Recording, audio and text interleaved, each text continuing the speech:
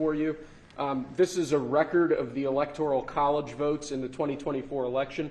It shows your total of 312 votes, and the letter opener at the bottom of this framed display is actually one of the letter openers that was used to open the electoral votes during the counting. That's great. How many votes did the other side get? Less than you, sir, significantly. By how much? I don't want to get this wrong. It was 226. Oh.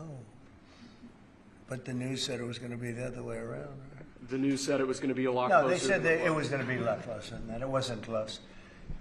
So 312 to 226, that's pretty good. Okay, that's good. Thank you. Thank them for me. That's very nice. Yes, sir. We'll tell the Speaker.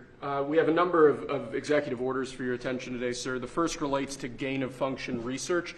Gain-of-function research is a type of biomedical research where pathogens are adulterated, viruses are adulterated to make them more potent or to change the way that they function. Many people believe that gain-of-function research was one of the key causes of the COVID pandemic that struck us in the last decade. What this executive order does, first of all, it provides powerful new tools to enforce the ban on federal funding for gain-of-function research abroad. It also strengthens other oversight mechanisms related to that issue and creates an overarching strategy to ensure that biomedical research in general is being conducted safely and in a way that ultimately protects human health more.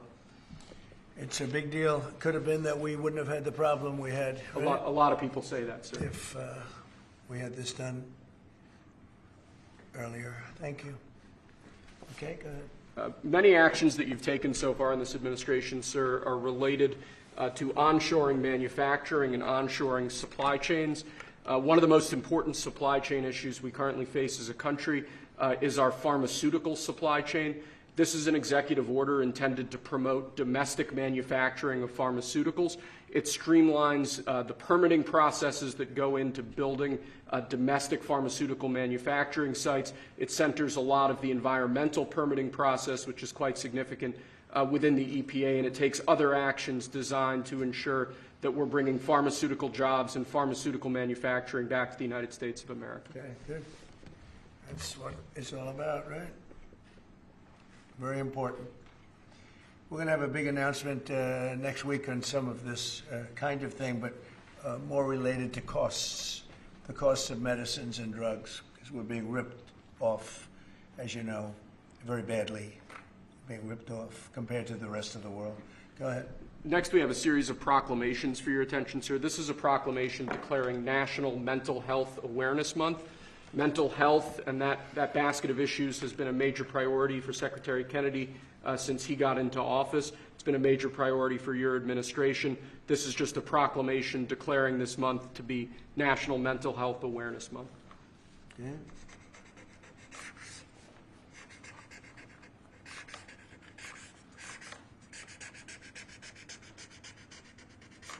See, no auto pen. Isn't it nice?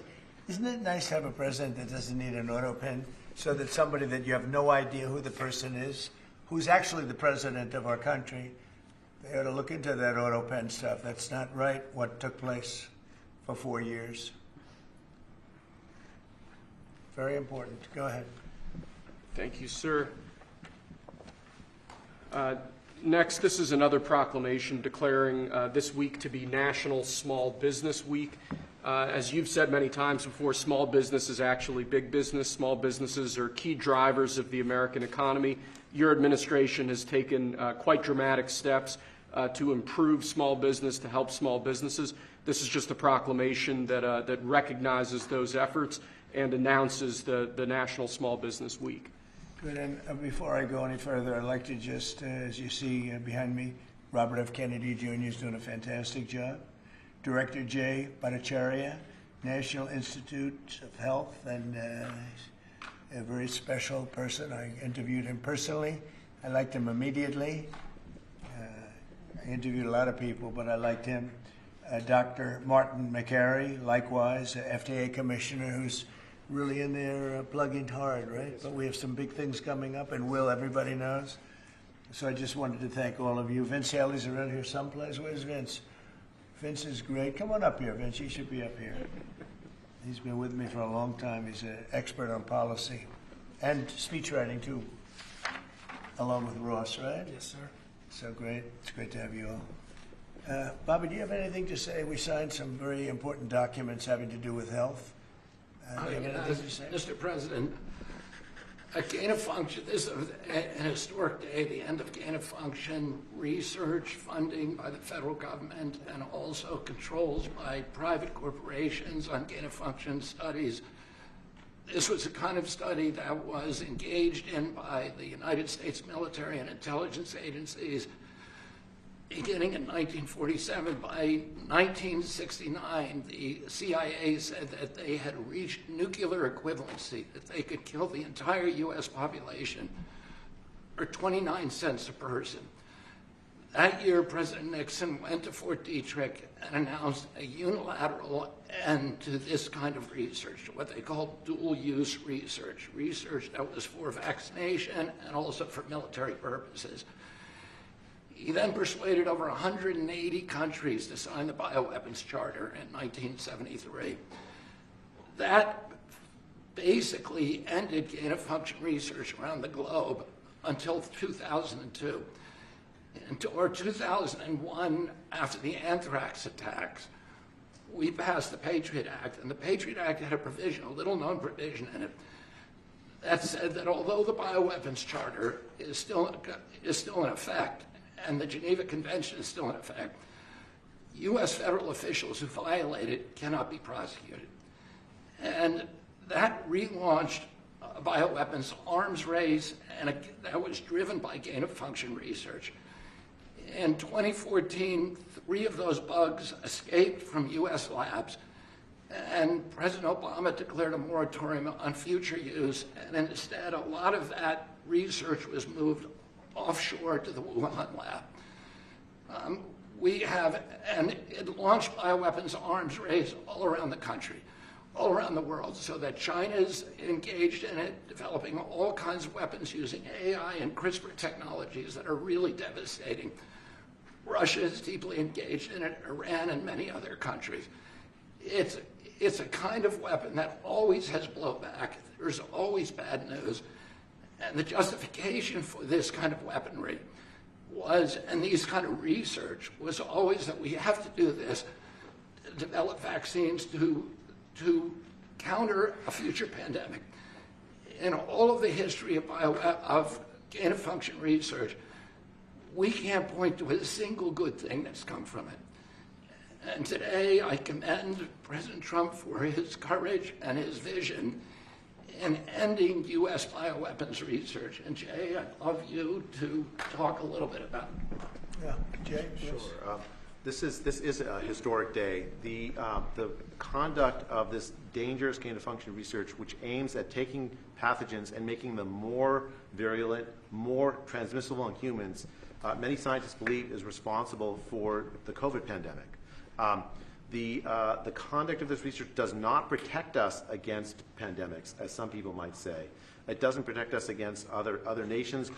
What it does is there's always a danger that in doing this research, it might leak out just by accident even, and cause a pandemic. Any nation that engages in this research endangers their own population as well as the world, as we saw during the COVID pandemic.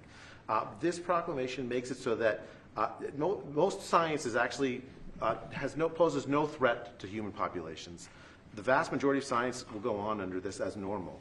But the fraction of this research that has the risk of causing a pandemic, harming every single person on the face of the earth, we're going to put it, this proclamation, this executive order puts in place a framework to make sure that the public has a say, that if such a risk is being taken, that only scientists alone won't be able to decide that. That in fact the public can say, no, don't take this risk. And I'm really, really proud to be here with President Trump, who's signed this order, ending this research, for the first time putting in place a real regulatory framework to make it go away forever.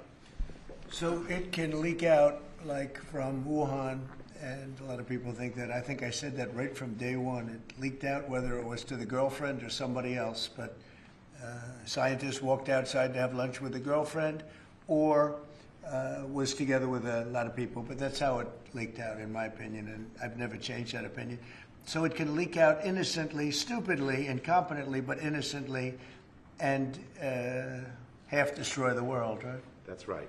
That's right, Mr. President. It's Mr. President, there are, I think, 3 leaks on BSL-3 and BSL-4 labs, our highest rated laboratories almost every week.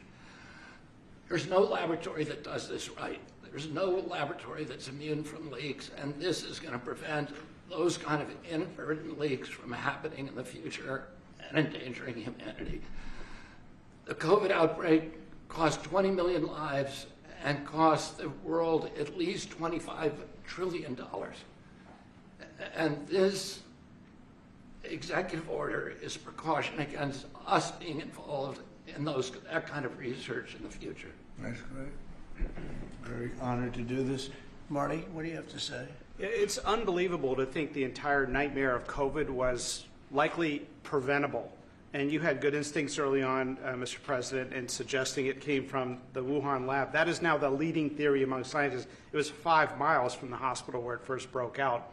So it's crazy to think that this entire nightmare was probably the result of some scientists messing with Mother Nature in a laboratory with technology exported from the United States, that is inserting a furin cleavage site. So I hope this does some good in the world, Mr. President. Thank you for doing it. Anybody have any questions on that? Yes, please. On your proclamation designating this Mental Health Awareness Month, can you speak to concerns people are having regarding your administration cutting $1 billion in mental health programs from schools? Well, we're looking very closely at waste, fraud, and abuse, of which there's tremendous amount. People on that shouldn't be on, illegal immigrants on, people that came into the country illegally. We have many of them, and we're looking for that. But for the population that's supposed to be there, it's perfecto. And they want us to do that. They don't want to have the waste, the fraud, and the fraud is big, by the way, or the abuse. Question? Yeah, please. Thank you, Mr. President. I actually have a question for Secretary Kennedy, if you don't mind. Go ahead. You mentioned the anthrax attacks of 2001. At Zero Hedge, we're working on a piece revisiting that, and I've heard you speak at length about how that was likely a conspiracy from the inside of the Bush administration. So with your new current position, would you consider re-looking into that, given the questions that I've heard you raise in the past? Well, we're not at this moment going back. I mean, the FBI has already done an extensive investigation. They said that the anthrax was Ames anthrax. It came from a U.S. lab. Their accusation was that it was released by a scientist called Bruce Ivins, who subsequently committed suicide. There are many people who believe that Bruce Ivins was falsely accused and that it was somebody else in the lab. It's not something that we're currently investigating, but it's something that the FBI, the fact that it came from a U.S. lab is something the FBI determined. Yeah, please. There have been several Maha-aligned bills being proposed throughout the country, and I wanted to know what your thought was on that and the progress that Secretary Kennedy is making, first. And second, when you, no, I'm sorry. Let's answer the question. You want to go ahead? I mean, we've had a wave. I think we have Maha legislation now in 36 states. In the past 2 or 3 weeks, I've been to Arizona, to Utah, to West Virginia, to Indiana, to sign SNAP waivers, to get candy and soda off of SNAP, to change the school lunch program so that we're feeding our kids food instead of food-like substances that are made in laboratories, and to do a number of other initiatives that are being passed by, that are being driven by local Maha movement, inspired by the president, and that are being signed into law by various governors. And we're very, very grateful for that. We've invited Brooke Rollins and myself have invited the governors of all the states to apply for SNAP waivers, so we make sure that the Supplemental Nutrition Assistance Program is actually paying for nutrition and not sodas. 10% is now going to soda. There's no nutrition in a soda. And at the same time, you have like 19 attorneys general suing you and the Trump administration. Like, what do you make of that? Who are they? You have Attorney General. Yeah, they are Democrats. It's like crooked Democrats, like really crooked Democrats. Is that who's suing? They know what they're doing. And what do you They're think just of the progress hurting our country. That's all. What's your These view are of the progress? very dishonest people. They've lost their way. They've lost their confidence. They have no confidence. They have no idea what they're doing. They don't even know what they're suing for. So it's just one of those things. Yeah, please. Mr. President, on the pharmaceutical side, have you made any determination on kind of what those tariff rates may look like and the timing of those tariffs? I'll announce it over the next 2 weeks. Okay. Will, please. Oh, sorry. Do you have anything to say about this, Marie, what we just discussed? We have had this crazy system in the United States where American pharma manufacturers in the United States are put through the ringer with inspections. And the foreign sites get off easy with scheduled visits while we have surprise visits in the United States. Well, a scheduled visit is no inspection. So we are at the FDA delivering on this promise in the President's executive order and switching from announced to surprise inspections overseas. We're also not going to have our inspectors hanging out for 3 or 4 weeks. They're going to get in and out, and we're going to do more inspections with the same resources as a result. Good. Jay? I mean, I think it's very, very important that Americans have a drug supply, a pharmaceutical supply that they can count on. We saw during the COVID pandemic that the reliance on overseas production of pharmaceuticals led to shortages of essential medicines, and that's happened over and over again. Making America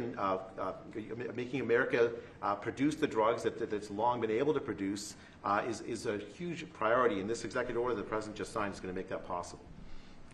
Vince, you're a big policy person. You've been so great for me for so long. What do you think? Well, sir, you've always said it's vitally important that we have national self-sufficiency when it comes to critical pharmaceuticals. We learned that in 2020. It was a key campaign promise. We've seen shortages in the past of critical cancer drugs, people on chemotherapy.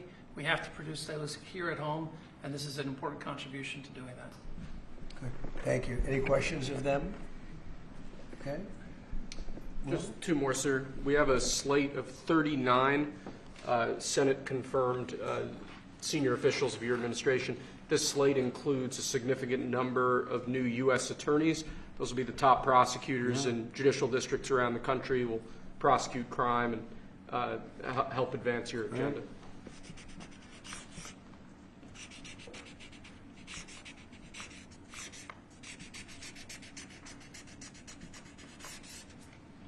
Okay, it's a lot of people, and they're very good people. I hope. Who knows? I hope so. Okay, thank you. And then lastly, sir, we have another proclamation. This week is National Hurricane Preparedness Week. This is an issue that's particularly important, obviously, to your home state of Florida. This is just a proclamation recognizing National Hurricane Preparedness Week 2025.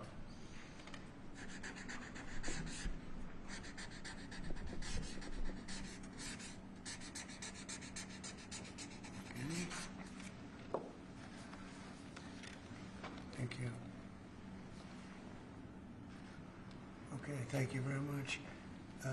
I want to thank you. So we're going to be having some conferences next week. I'll also be going to Saudi Arabia and other places. We'll be going to UAE and Qatar. And some of you will be going with us, so have an interesting time. But I think we're going to have another conference next week, which will be very important, having to do with the world of the medical. And I think it will be very productive. These are really very important that we signed today, and thank you very much.